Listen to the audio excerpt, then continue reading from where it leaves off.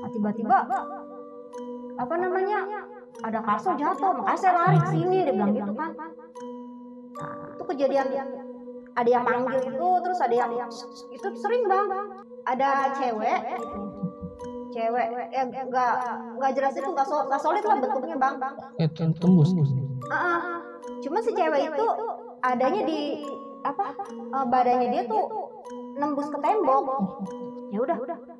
Terus saya nunggu kok bisa jatuh, saya bilang gitu kan. Terus udah saya ngedenger tuh kayak ada gitu bang.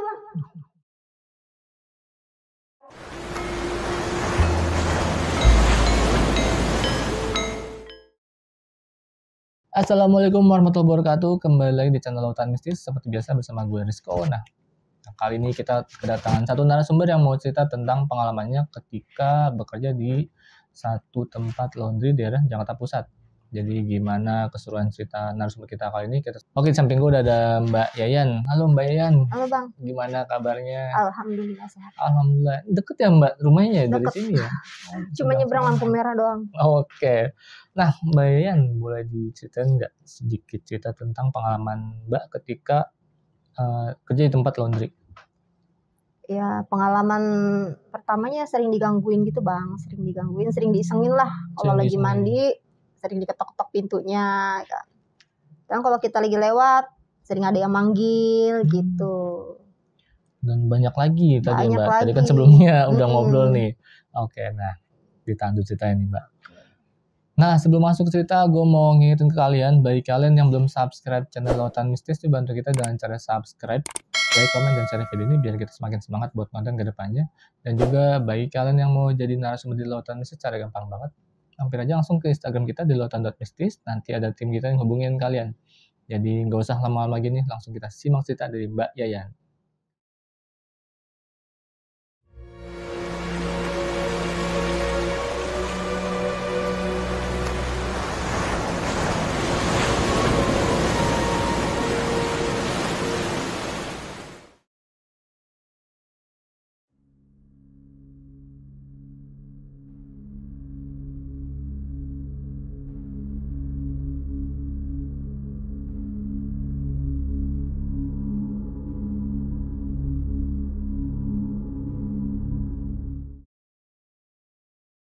Oke, gimana ceritanya Mbak? Ya kejadiannya itu waktu tahun 2018, udah menjelang akhir tahun ya bang ya. Pertengahan deh kalau nggak salah, pertengahan gitu.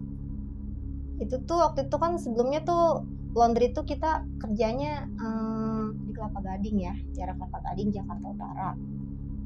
Kebenaran tuh laundry itu tuh bukan laundrynya jadi bukan laundry yang nerima gitu bang. Maksudnya kita nggak buka ruko, nggak buka kios gitu, jadi kita cuman laundry antar jemput. Nah, karyawannya itu tuh di situ tuh ada kurang lebih 7 orang lah. Kayak yang bagian setrika, biasanya laundry bagian setrika 2, cuci 1, dikurir 2, packing 1, sama satunya lagi koordinator bang. Jadi kayak dia manajemennya lah yang ngatur-ngatur gitu kan. Ya dari awalnya di Kelapa Gading ini kita sebenarnya laundry ini sempat berpindah bos lah, berpindah kepemilikan ya, karena ya nggak tahu ya alasannya satu lain hal lah gitu. Jadi laundry ini pindah ke Kartini itu karena kita udah dibeli tuh, jadi laundry berikut barang-barangnya sama semua karyawannya, customernya semua dipindah alihkan gitu. Pemilik ya sebutnya namanya Pak Leo ya.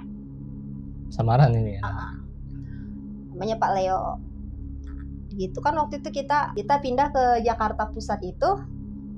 Waktu itu rukonya itu baru direnovasi bang. Tadinya kan ruko ini tuh kantor ekspedisi ya, kantor ekspedisi. Karena bosnya itu Pak Leo itu beli lagi ruko di Pasar Baru, jadi ruko yang ekspedisi dipindah ke Pasar Baru, ke ruko yang baru tuh. Ruko yang di Jakarta Pusat ini kita direnovasi, tadinya 4 lantai. Karena mau dibikin laundry di atasnya, jadi dibikin 5 lantai bang. Dan rencananya itu di ruko baru ini kita mau dibikin kayak kos-kosan gitu bang. Kayak lantai satunya tetap ya, maksudnya di waktu itu lantai satunya tuh kalau itu tuh bagian kayak distributor, penyalur itu apa, kayak aksesoris HP gitu ya. Sebenarnya sebelumnya kita ini dulu bang nih, apa bentuknya nih, bentuk dari ruko ini ya bang ya. Oke. Kayak di halaman itu kan kayak ada warung nasi itu buat waktu itu tuh ada kan banyak tukang ya, karena banyak tukang yang lagi ngerenovasi, jadi buat tukang-tukang pada makan gitu. Ya, posisi masuk ke dalam kantor itu tuh di lantai 1 itu kita ke kirinya langsung tangga bang, tangga ke atas gitu kan, tangganya bentuknya letter L. Terus di lantai 2-nya itu karena tadinya bekas kantor masih banyak skat-skatnya, jadi dirubuhin tuh bang, jadi dibentuk blong begitu. Cuma nyisain kamar mandi di pojok sebelah kiri. Gitu juga di lantai 3. Kalau di lantai 4-nya itu bangunannya udah kurang lebih 50% lah ya, udah jadi kamar-kamarnya, cuman masih baru diplester, belum dicat gitu kan. Udah gitu kalau kan tangga dari lantai 1, 2 ke lantai 2 ke lantai 3 ke lantai 4 itu kan masih di depan posisinya, tapi kalau buat laundry itu tuh adanya di lantai 5 bang. Lantai 5. Nah, kalau mau ke lantai 5 itu kita harus ngelewatin kayak lorong koridor lantai 4. Terus tangganya itu ada di pojok sebelah kiri, sama bentuknya juga letter L kan. Nah, karena laundry ini kan kita ada tanggung jawab sama customer ya bang ya, jadi proses pembangunannya itu dipercepat. Jadi didahulukan lah gitu dibandingin sama kayak kos-kosan ini. Kalau dari laundry itu di atasnya posisinya, dari kita naik ke atas itu di depan tangga itu langsung dapur. Di depan dapur ada kamar mandi yang belum difungsikan karena waktu itu masih banyak barang-barang material kayak cat, terus keramik masih disimpan di situ bang. Nah, terus udah gitu jalan lagi ke kanan, belok ke kanannya, di situ ada koridor lagi, lorong, ada kamar berhadapan bang. Nah itu buat tidur, buat mesnya karyawan laundry. Ada 4 kamar, 2 di kanan, 2 di kiri. Oke. Nah, jalan ke depan lagi tuh ada ruangan buat packing ya. Nah, kalau buat ruangan operasional itu kayak kita adanya di di balkon. Di balkon, adanya di balkon. Ada kayak ada kanopi gitu kan. Jadi kita buat operasional semua taruh di balkon. Nah, itu tata letak laundry ya bang ya.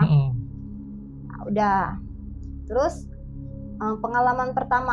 gangguan pertama yang saya alamin itu, pertama kan kita kan kalau kerja di laundry itu kan kita selesainya tuh udah cukup malam lah kalau menurut ukuran kita ya. Jadi jam 8 gitu kita baru selesai break buat mandi gitu, udah selesai semua. Karena kamar mandi yang di lantai 5 itu belum difungsikan, jadi otomatis kita kalau mau mandi itu turun bang ke lantai 3, 2 atau 1, karena kamar mandi di lantai 4 juga udah dirubuhin dibuat kamar kali ya. Nah, lantai 3, 2 atau 1. Nah, sedangkan di lantai 3 ini tuh, lantai 3 dan lantai 2 ini kan buat kamar yang blong itu, di blong ini tuh kan buat tidur tukang-tukang bang. Banyak juga kan tukang-tukang di situ kan. Karena kita tuh kan kalau selesai tuh udah malam ya bang ya, jadi kita tuh pas kelar bareng-bareng juga, jadi pas mandi tuh harus antri gitu bang. Ya, karena harus antri itu jadi mandinya udah ntar-ntaran aja gitu kan. Waktu itu posisi jam 10 bang, jam 10 malam gitu saya baru turun mandi ke lantai 3, karena tukang-tukang juga udah belum pada tidur bang, masih pada ngumpul di bawah. Waktu itu lagi nonton bola kan, ngumpul di bawah tuh. Nah, posisi di situ keadaannya lagi sepi di lantai 3 itu kan. Sebenarnya ngeri-ngeri juga bang, ada merinding-merindingnya gitu kan, cuman Saya pikir saya belum mandi, nggak enak juga tidur habis kerja kan seharian. Saya bilang ya udahlah, saya bilang ya saya masuk kamar mandi tuh bang.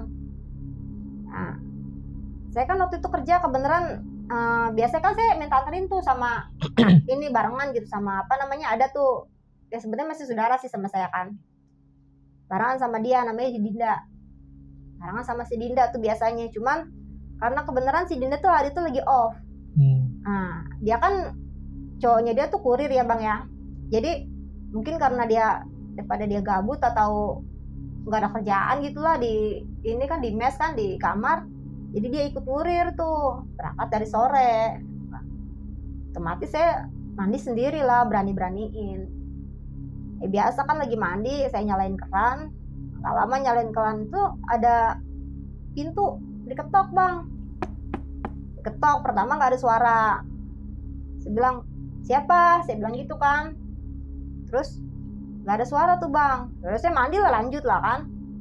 Mandi, diketok lagi. Dapat berapa menit kemudian, berapa detik kemudian lah, diketok lagi. Ada suara tuh, teh, buruan dong, dia bilang gitu kan.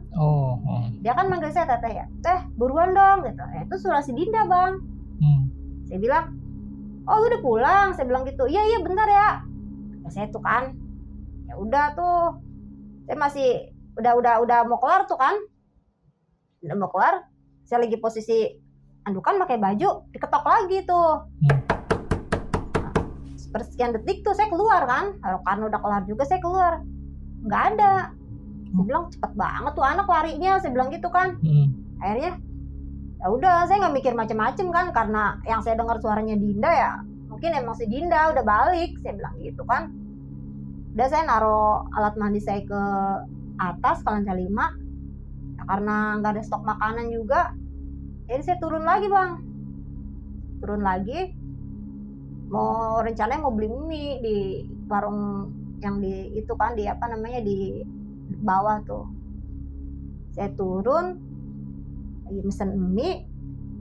Nggak lama saya ngeliat si Dinda baru datang bang, bawa kayak bawa buntelan itu kan, pakaian laundry kan yang dia itu. Saya bilang dari mana Din? Dia bilang gitu. Saya pikir dia udah balik lagi gitu kan. Dari Cideng, dia bilang gitu. Lah dari Cideng, dari tadi dong. Ya iya berangkat tadi sore, dia bilang gitu. Ya saya mikir, terus yang tadi manggil saya siapa sih? Lu beneran baru dateng? Saya tegesin lagi. Ya Allah, baru juga nyampe. Dia bilang nih baru kakinya nginjek, dia bilang tuh kan baru turun motor, dia bilang. Terus yang punya warung tuh ngeliat ke saya, kenapa teh? Enggak, saya bilang gitu kan. Saya mau cerita kan ada Dinda, takut masalahnya gini bang, saya kan kalau mandi sama dia terus, saya takutnya kalau saya pas cerita ada yang manggil saya pakai nama apa, ada suara pakai suara dia kan. Tadi yang nggak mau nganterin saya mandi, kira saya gitu kan. Terus dia naik itu ke atas bawa barangnya kan. Saya cerita sama yang punya warung tuh, teh, saat tadi gue lagi mandi, ada yang ngetok pintu kamar mandi teh. Akuli kali iseng katanya gitu. Orang nggak ada siapa-siapa tuh pada di sini, kata saya tuh kan. Tapi suara Dinda, dia manggil, nanyain suruh buruan. Terus si Dinda baru datang. Lu hati-hati lu, lagian lu sendirian, kata di sini kan serem, dia bilang gitu kan. Ya dia kan karena emang orang baru juga kan, jadi dia nggak begitu banyak ini juga. Iya, saya bilang siapa ya teh ya? Ya nggak tahu, dia bilang gitu kan. Ya udah tuh bang, udah saya keep tuh, saya nggak ngasih tau Dinda tuh. Kan akhirnya udah tuh pas besok harinya berapa ya, selang berapa minggu lah bang lah, emang nggak intens tiap hari lah kan gangguannya kan, selang berapa minggu kita waktu itu kelar udah ini apa namanya, udah beres, lumayan agak sore kan, masih sore udah kelar. Jadi kita udah beres tuh bang, jam 8 setengah 9 gitu udah beres. Nah setengah 10 kita habis dimakan keluar, kita pada makan biasa kan, kalau pada makan ngumpul di depan kamar, di koridor itu kan kita pada ngumpul makan biasa tuh. Ini kita ada temen satu lagi orang packing, namanya si Laras. Nah si Laras ini kan kalau mandi tuh ini cewek paling males bang, paling males banget dia mandi. Kadang-kadang dia kalau misalnya nggak, mungkin kalau misalnya badannya dia nggak ngerasa gatal, mendingan milih langsung tidur daripada mandi kan. Dia posisi jam 10 malam tuh baru turun mandi, kita lagi posisi lagi makan. Udah lumayan lama juga lah, berapa, ada 10 menit. Nggak lama tuh dia naik, ada suara kayak orang lari di lantai 4 kan, kedengeran tuh, masih kosong kan, jadi kedengeran duduk naik ke tangga tuh. Lah kenapa Ras, bilang gitu kan. Ngos-ngosan dulu tuh dia, minum bilang gitu kan. Minum tuh sama saya, dikasih minum. Kenapa, saya bilang gitu. Nah Mbak, masa saya tadi ngedenger ada yang manggil saya, dia bilang. Ah bohong lu, iya dari depan kali. Ya saya pikir juga kayak gitu, masa kedengeran sih, kan saya di lantai 4, dia bilang gitu kan. Lantai 4 apa lantai 3, pokoknya dia inilah. Saya kan di atas, dia bilang gitu kan, masa kedengeran. Ya nggak tahu posisinya di mana, nggak tahu, di pintu nomor 2. Saya bilang, saya selingkuhan nggak ada katanya. Sering, jadi hampir semua, kadang-kadang tukang gitu kan, kuli lagi kerja suka gitu di iniin gitu. Kadang ada barang-barang dipindahin gitu, lagi malu. Padahal posisi dia habis malu kan, naik ke tangga itu kan, di apa, Stregger ya namanya ya. Lagi malu atau lagi apa, ditaruh tuh palunya, tiba-tiba nggak ada. Sedangkan dia kerja di situ, taruh lagi sendirian posisi kan, ya sepersekian detik barang nggak ada, ntar dicariin mana-mana, toto ada di mana gitu, atau ada lagi di tempat itu. Sering Bang gitu. Kita kan kalau di bawah tuh sering apa, makan kadang bareng ya, di itu sering cerita. Ada lagi nih Bang kejadian yang saya alamin ini. Waktu itu lagi kebenaran lagi posisi malam juga sih, cuman nggak terlalu malam. Memang kita kan kalau misalnya udah malam karena siang kerja capek, jadi udah paling aktivitas paling telat sampai jam 11 lah. Kita bolak-balik gitu. Walaupun kita mau nongkrong di bawah di warung, jam 11 kita udah naik. Posisi waktu itu saya lagi ada di lantai, udah jadi ya, kamar-kamar kan emang udah jadi itu di lantai 3. Udah sedikit-sedikit, cuman masih belum dipelur Bang. Belum dipelur. Jadi posisi waktu itu saya lagi naik apa posisi turun dari tangga. Yang jelas waktu itu seingat saya tuh saya lagi jalan di koridor situ. Nah, tiba-tiba ada yang kayak apa, ngedenger suara kayak orang bisik-bisik gitu Bang, kayak orang ngobrol. Kayak ada orang ngobrol. Saya berhenti, saya bilang, ada apa sih, kan saya kok ada suara gitu kan, cuman nggak jelas gitu Bang suaranya. Saya ngintip dong, kepo, saya ngintip, kok nggak ada siapa-siapa. Agak lumayan lama juga saya berdiri di situ. Sebenarnya saya merinding Bang. Cuman apa, rasa takut saya sama rasa kepo saya mungkin lebih menonjol rasa kepo gitu kan. Akhirnya saya jalan lagi tuh, nyari ke kamar itu. Saya pengen tahu nih apa ya. Pas waktu itu di kamar adanya di tengah lah, tahu kamar nomor 3 atau nomor 4 gitu ya Bang ya. Saya ngeliat tuh kayak apa, ada cewek gitu, cewek ya, nggak jelas itu, nggak solid lah bentuknya Bang, kayak tembus gitu. Cuma si cewek itu adanya di apa, badannya dia tuh nembus ke tembok. Sebagian di tembok, sebagian di ruangan gitu Bang. Saya karena saya mata saya mins kan, jadi sempet saya berdiri lama di situ, sempet negesin, apaan sih tuh gitu kan, kata saya tuh sempet sampai begini-gini karena posisi gelap juga kan, apaan sih tuh. Tapi tiba-tiba tuh udah langsung merinding gitu badan saya tuh. Wah nggak beres nih, saya bilang gitu kan, langsung buru-buru tuh saya tuh.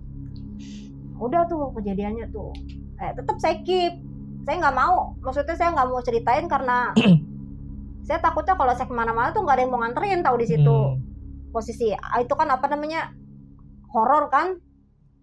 Nah, udah tuh Bang, selang berapa waktu lagi kan udah berapa hari kemudian lah gitu. Karena kamar mandi juga di atas emang lama banget tuh difungsinya kan. Jadi kayak biasa kita kalau mau mandi turun ke bawah. Waktu itu udah lumayan malam, lagi-lagi habis lembur nih Bang. Jam 10 malam saya anterin si Dinda, ayo Din kita mandi Din yuk.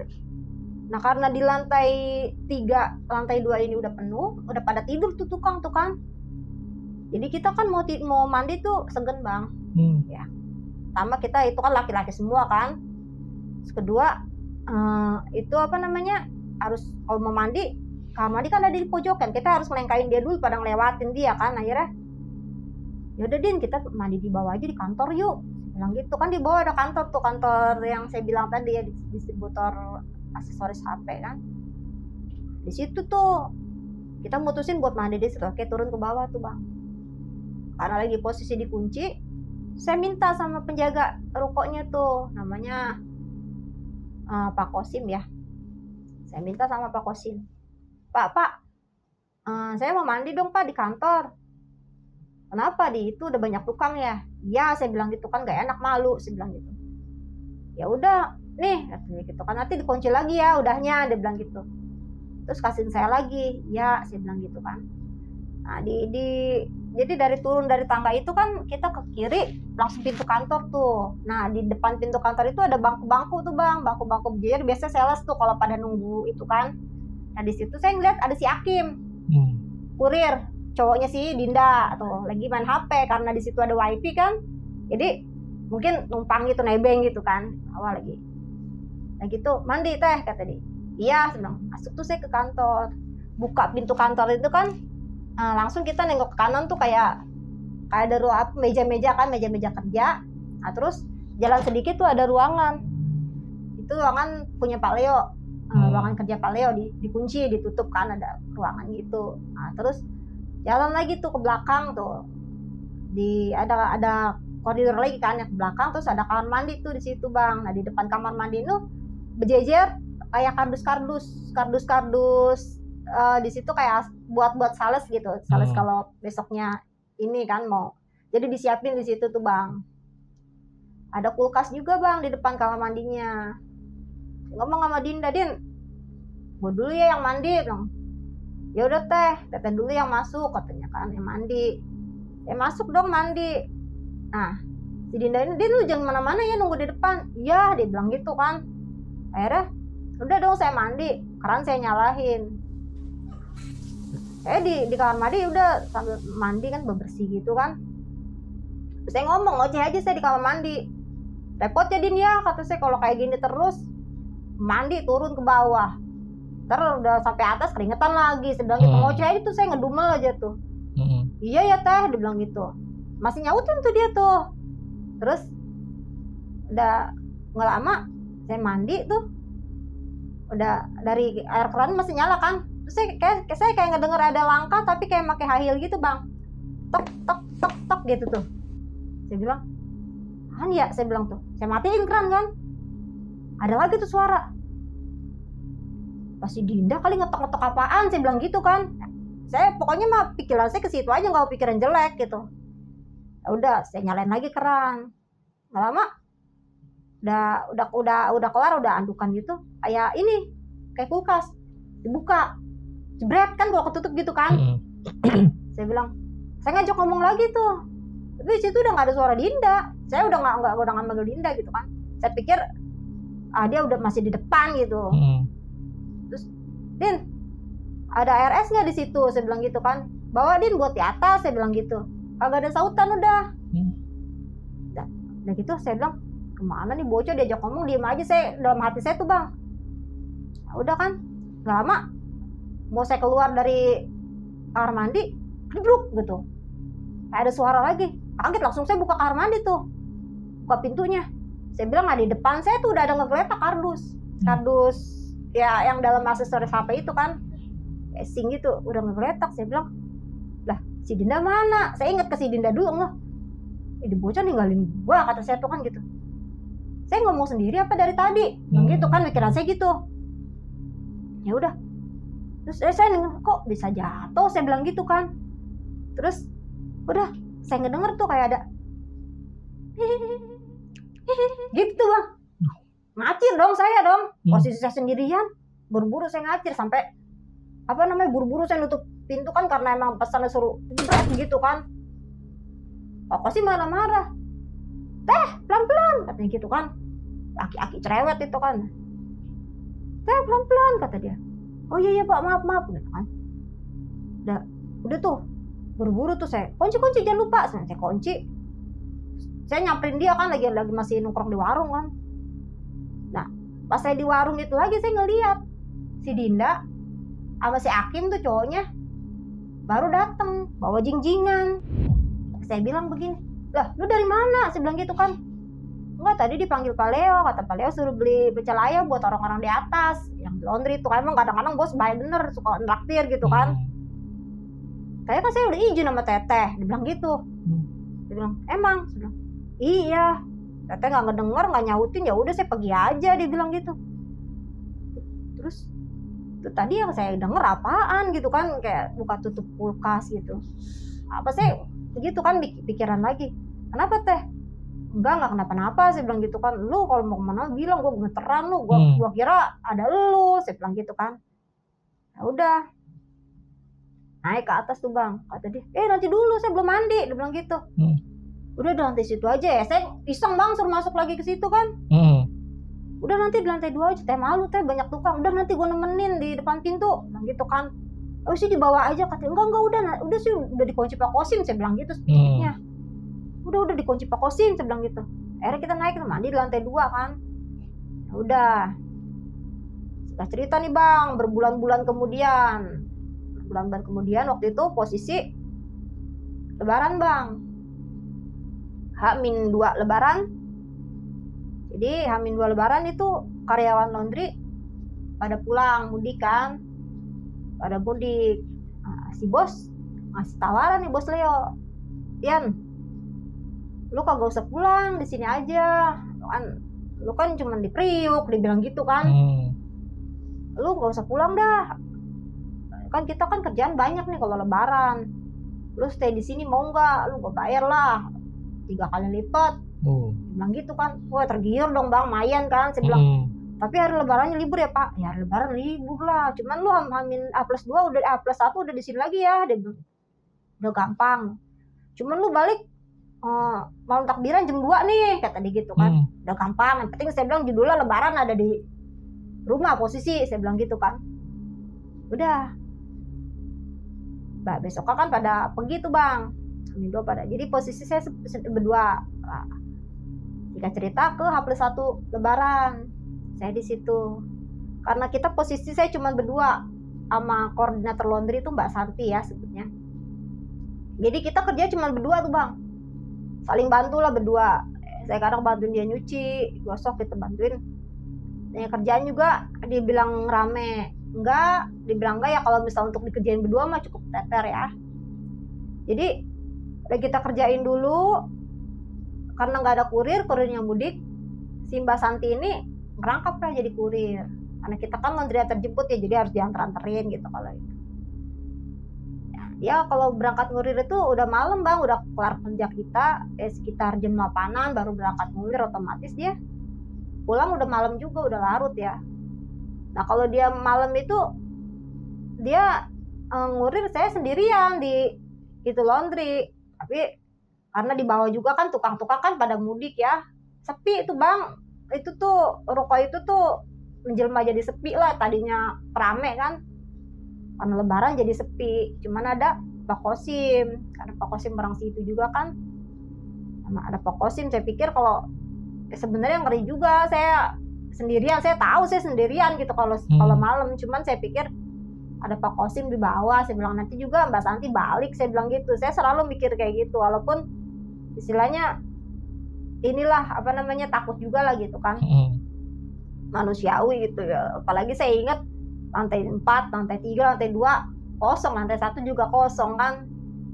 Nah, udah tuh dari situ malam berikutnya tuh udah, waktu itu kayaknya H+3 atau H+4 lebaran gitu kan.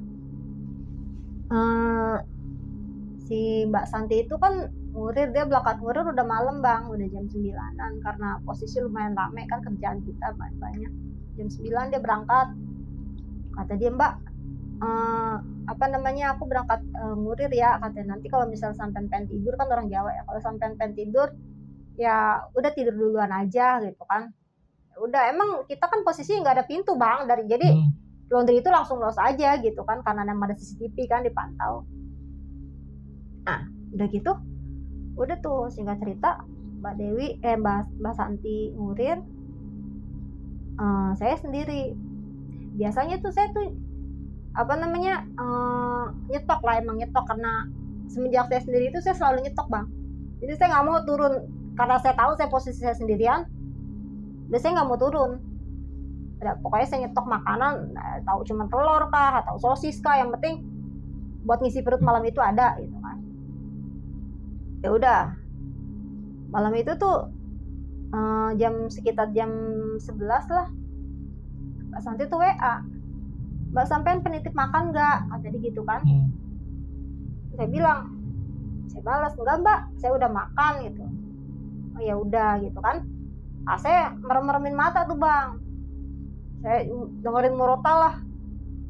Ini ada agak-agak merinding juga, nggak tahu malam itu tuh ya sebenarnya berani-berani banget yang enggak, takut-takut banget yang enggak gitu. Cuman malam itu tuh sih ngerasa gimana sih, kayak ada rasa takut aja gitu bang. Karena kebenaran kan kamar mandi di atas juga ada fungsi ya, jadi kita nggak usah itu. Saya keluar kencing dulu pertama tuh, kamar mandi kan, udah langsung saya masuk lagi. Saya lihat setengah 12, saya tidur lah, besok kan harus kerja lagi, saya bilang gitu kan. Udah gak lama saya lagi tidur gitu ya, udah pulas, cuman baru udah dibilang pulas ya inilah, pokoknya udah sedikit pulas gitu. Saya tidur, tiba-tiba tuh dari tangga tuh kayak ada suara langkah sendal bang, keteplek gitu tuh bang. Saya bilang, bangetin, saya ituin kecilin tuh kan, masih murotal, masih itu kan kedengeran. Mbak Santi gitu pulang, saya bilang gitu kan.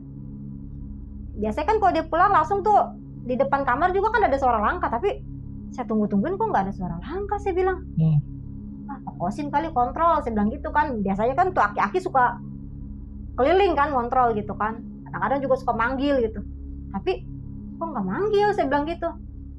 Karena saya udah tidur kali, saya mikir tuh di kamar gitu, jadi mau tidur nggak jadi lagi.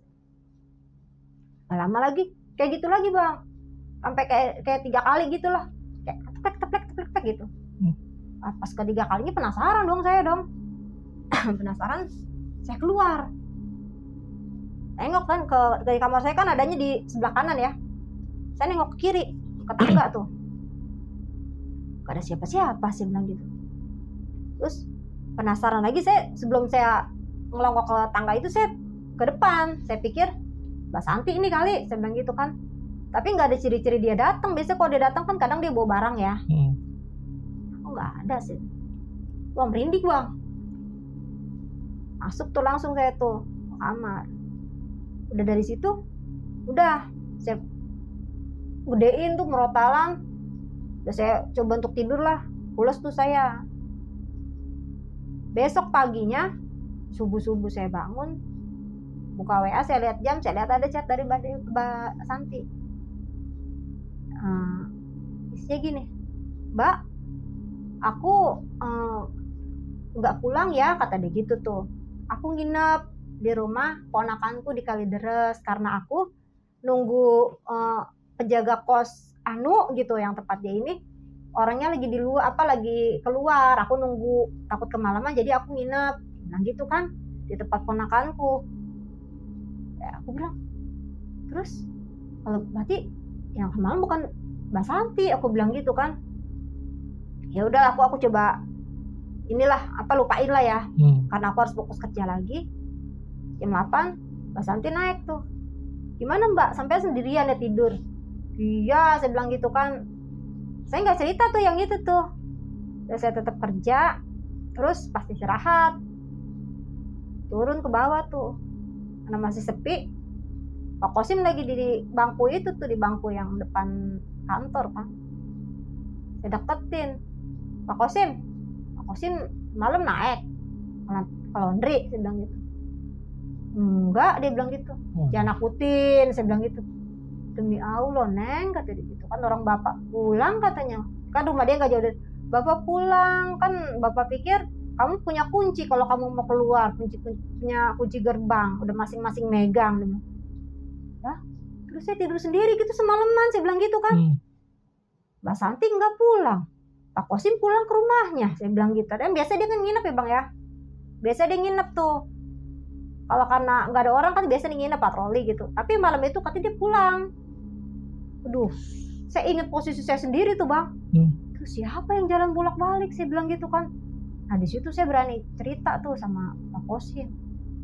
Pak, saya buka, saya bongkar tuh semua tuh kan. Saya malam ini lupa, saya bilang gitu kan, mau dengar ada suara langkah. Dia nyengir aja. Pernah ditampakin enggak belangkong kayak gitu? Enggak, saya bilang gitu. Oh berarti di sini yang pernah ditampakin cuma satu orang doang tuh, cuma mandor doang. Kenapa emang? Iya katanya lagi, lupa saya mandornya siapa namanya, katanya dia lagi malam tuh jam berapa dia mau beli rokok katanya. Dia ngedenger tuh di lantai bawah tuh bang, di yang kantor itu ada kayak ada suara langkah gitu kan. Akhirnya dia turun tuh, di situ tuh dia melihat kayak cewek kayak pakai pakaian noni Belanda gitu bang, pirang gitu katanya, noni Belanda lagi.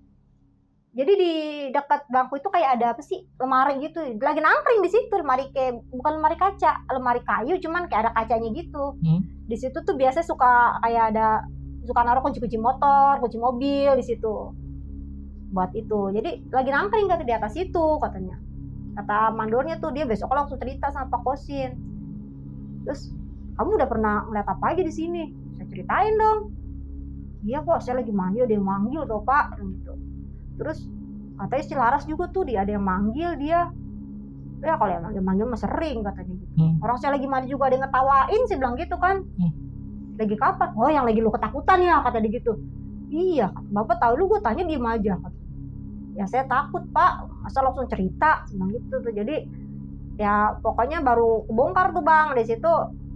Ya kalau misalnya yang saya lihat itu yang nggak tahu ya, mungkin Pak Kosin juga bilang sih, karena katanya emang ada posisi tuh di lantai berapa ya?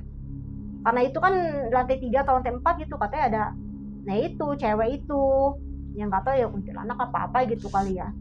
Kalau hantu yang bener makhluk yang emang nempatin di situ tuh dari dulu dia yang terkenal. Pokoknya semua sampai si Bos Leo juga tahu apa semua ya itu noni Belanda itu bang.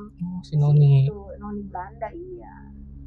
Ya gitu aja sih bang kalau yang saya alamin ya. Kalau yang teman-teman ya mungkin yang cerita ke saya sih yang pokoknya mah rata-rata tuh mereka dipanggil terus kalau lagi mandi diketok-ketok ya, rata-rata cuma itu doang. Lebih ke suara ya. Iya, kalau saya mah ya dipanggil, saya ditampakin juga, diketawain juga gitu kan.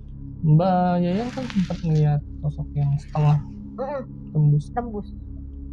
Itu berapa lama kira-kira Mbak Yayan ngeliat sosok? Ya itu? Ada semenitan lah bang. Saya kan sambil saya neket-neketin gitu bang, karena saya mata saya ini juga, apa saya deketin depan pintu juga siapa gitu. Itu tuh agak lama juga kan, dia nampakinnya itu agak lama, cuman emang tetep aja kayak gitu, nggak solid, bayangan bentuknya. Bentuk bayangan gitu, ngadepnya juga ke arah Mbak Yayan atau ngebelakang? Kalau mukanya emang nggak jelas, tapi yang saya lihat tuh rambut kayak rambutnya begini, nggak nutupin muka, cuman ya itu nggak tahu ya bang ya, mukanya atau apanya, cuma kayak begini posisi rambut di sini tuh gitu tuh. Rambutnya pun segini, nggak panjang, segini, sebahu. Kan nih rambutnya begitu kayak yang saya lihat, makanya saya ngehnya tuh karena saya ngeliat rambut. Ini nih, nggak beres nih sama. Kalau misalnya mungkin saya nggak ngeliat rambut itu, saya mungkin bakal mikir kain itu kah atau apa. Yang saya lihat itu ada rambutnya gitu, makanya saya langsung ngeh ke situ gitu. Dari pakaiannya pakaian putih atau? Putih. Oh putih. Ya nggak tahu maksudnya posisi dia ngambang atau enggak, ya jelas dia udah nembus ke tembok, pasti ngambang dong ya kan gitu. Transparan ya bentuknya. Bentuknya. Makanya saya bilang, saya pikir emang dia posisi ada berdiri di dalam ruangan gitu, tapi ternyata pas saya tegesin gitu, kok badannya malah sebagian malah nembus ke tembok begitu, adanya di tembok kan. Di situ udah saya lumayan lama bang saya tegesin gitu. Karena saya takut saya salah lihat kan gitu. Oke, tapi untuk sebagian besar teman-temannya Mbak juga yang ngalamin cuma suara doang ya? Iya, kalau kayak kurir mah cuma kunci motor paling dia Pindah tempat pindah doang, tempat, barang-barang gitu. barang-barang kayak tukang-tukang gitu. Ya Hmm, kalau misalnya temen saya ya yang dia ceritain sama saya tuh cuman itu dipanggil doang. dipanggil. Tapi sering ya kayak gitu. Sering, pasti sering ngalamin. Jadi tiap malam tuh ada aja yang cerita gitu. Cuman emang gak tiap malam banget, ada yang rata-rata tuh dia dipanggil gitu-gituin tuh. Cuman emang di posisi tuh di kamar antara lantai 2 lantai 3 di situ kan udah jadi kamar-kamar, cuman belum Masih kosong. Lantai 2 dan 3 gitu ya. Itu juga nggak ada penerangan, cuman penerangan di kamarnya tuh nggak ada ya Bang ya. Penerangan tuh yang kalau lantai di pojok sono sama di pojok sini, dekat tangga situ. Penerangan cuma ada di lorong gitu. Cuma ada di lorong. Di kamar-kamar nggak ada, gelap. Untuk lantai 4 itu banyak kan tukang-tukang ya? Iya, kalau lantai 3 sama 2. Kalau lantai 4 tuh posisi karena emang udah jadi tukang nggak di situ. Tapi ketika banyak yang manggil tuh tukang lagi pada tidur gitu ya? Iya, kalau itu posisi kalau karena kita nggak malam juga ya. Maksudnya kejadian itu kita kan nggak pernah malam ya. Kan udah saya bilang tadi, pokoknya apa di atas jam 11 kita udah di atas, mau tidur mau nggak kita udah nggak pernah turun lagi. Ya kira-kira kejadiannya ya posisi pas si tukang itu lagi di bawah, posisi lagi keadaan lagi sepi itu. Lagi nggak ada orang sama sekali berarti di lantai itu, baru ada yang manggil. Nah itu juga posisi kan kalau pas lantai 3 tuh udah istilah udah kebangun, udah ada di kamar, si tukang pindah ke lantai 2, tidurnya di situ semua, terus makin berkurang juga tukangnya gitu, nggak banyak. Oke. Nah berarti untuk Mbak Yayan selama kerja di sana kurang lebih setahun ya? Setahun kurang lebihnya Bang. Nah berarti sekarang udah nggak kerja di sana lagi? Untuk update-nya yang didapat di tempat itu sekarang apa Mbak? Atau udah lost kontak atau masih ada info? Masih setahun yang lalu masih itu sih, karena saya kan maksudnya emang kerja di bidang laundry ya Bang ya. Jadi kadang bos suka ya balik lagi nggak ke sini gitu, nawarin. Atau ya lu mau bisa ke lain nggak atau apa gitu. Kadang suka kayak gitu. Cuman udah setahun belakangan ini udah nggak ada itu ya. Yang saya dengar lah udah lumayan maju juga ya. Kos-kosannya udah lumayan maju, udah lumayan terkenal juga gitu kan. Ya laundry masih tetap ada, cuman sekarang yang kerja tuh teman-teman saya udah nggak ada. Yang waktu itu barengan sama saya, jadi si Mbak Santi sama tukang cuci ini kan dia suami istri ya. Sebutlah Mas Wira ya. Dan tukang cuci kan laki-laki, suami istri dia. Jadi dia tuh udah bikin laundry sendiri gitu. Terus kayak itu banyak cita lokasi Bang. Banyak cinlok. Banyak cinlok. Termasuk si Dinda ini sama si Dinda kan sama si Akin kurir. Nah satu lagi si Laras sama satu lagi si Padli kurir juga, udah nikah tuh. Banyak cinlok berarti. Banyak cinlok, makanya saya juga nggak ngerti itu. Karena mungkin emang kita satu atap kali ya Bang ya. Gitu kan. Siap. Nah berarti kerja di sana selama setahun dan pengalaman dialami lebih banyak kegangguan suara gitu, sampai ada yang manggil. Tapi yang paling ekstrim malah yang sosok yang tembus setengah masuk ke kamar itu ya. Oke. Nah itu saya itu banget tuh Bang, masih kebayang-bayang kadang sampai sekarang tuh. Iya sih, orang setengah badan tembus udah gitu ya. Saya yang nggak tahu begonya saya, karena bukan bego sih, penasaran juga kan, karena saya takut saya salah lihat gitu kan. Jadi saya benar-benar saya tungguin, saya tegesin, saya cariin gitu, saya pastiin gitu kan. Itu apa sih saya inginnya. Pas saya ngeliat rambut gitu, baru bukan, saya pikir tadinya handuk gitu. Saya pikir kan, karena posisi gelap Bang, kamar gelap, cuma jadi penerangan cuma ada sih pencahayaan dari lampu doang kan, nggak ini banget kan, minim banget kan di kamar itu tuh, cuma dari situ pencahayaan. Jadi saya agak ragu-ragu juga sama penglihatan saya gitu kan. Itu ngeri ya, bukan lumayan ngeri, itu pagi lagi nggak ada orang sama sekali ya. Lantai 3 sama 2 gitu yang lebih sering nggak ada orang ya. Oke. Nah, oke deh Mbak Yayan, terima kasih nih Mbak udah mampir di Lautan Mistis. Oke, itu tadi cerita dari Mbak Yayan tentang pengalaman selama kurang lebih setahun bekerja di tempat laundry ya Mbak? Iya, laundry. Oke. Nah, jadi sebelum closing gue mau ngingetin ke kalian, bagi kalian yang belum subscribe channel Lautan Bisnis, bantu kita dengan cara subscribe, like, comment, dan share video ini. Dan juga bagi kalian yang mau jadi narasumber di Lautan Bisnis, cara gampang banget, mampir langsung ke Instagram kita di lautan.bisnis, nanti ada tim kita yang hubungin kalian. Jadi akhir kata gue Rizko dan Mbak Yayan pamit undur diri. Wassalamualaikum warahmatullahi wabarakatuh.